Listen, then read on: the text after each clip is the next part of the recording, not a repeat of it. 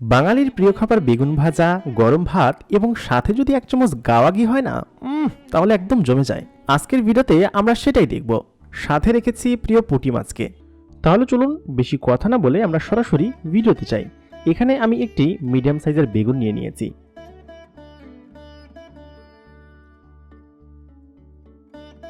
দুটো মিডিয়াম সাইজের পুঁটি মাছ এবং একদম ছোট ছোট কয়েকটা পুঁটি মাছ।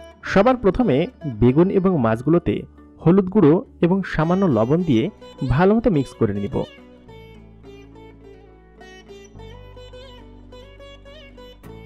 ভালোমতো মিক্স হয়ে যাওয়ার পরে সবার প্রথমে মাছগুলোকে আমি খুব ভালোমতো ভেজে নিব। আমি একটু কড়া ভাজা খাই। আপনারা যদি কড়া ভাজা না খেতে চান তাহলে মিডিয়াম করে ভাজতে পারেন।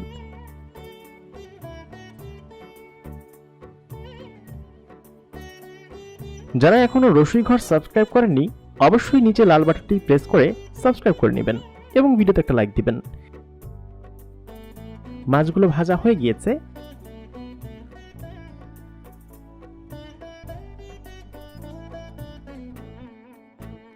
এবার আমি বেগুনগুলো ভেজে নিব। বেগুন ভাজার জন্য এখানে আমি ননস্টিক মার্বেল কোটের কড়াই ব্যবহার করছি, যার কারণে আমার তেল অনেকটাই কম ব্যবহার হবে। আপনারা চাইলে সয়াবিন তেল অথবা সরিষার তেলে ভেজে নিতে পারেন। সরিষার তেল দিলে স্বাদটা একটু বেশি আসবে। অনেকক্ষণ ধৈর্য ধরে নাড়াচাড়া করে আমাদের বেগুনটা উল্টে পাল্টে ভেজে নিয়েছি। এবার আমরা এটাকে একটা পাত্রে তুলে নিব এবং তারপর আমরা এটাকে পরিবেশন করব। ওহো, আমি তো ভুলে গিয়েছিলাম, আমাদের পেঁয়াজ এবং মরিচ মাখাটা তো এখনো রয়েছে। এটাকেও আমরা অল্প আঁচে নেড়ে চেড়ে ভালো মতো ভেজে নিব।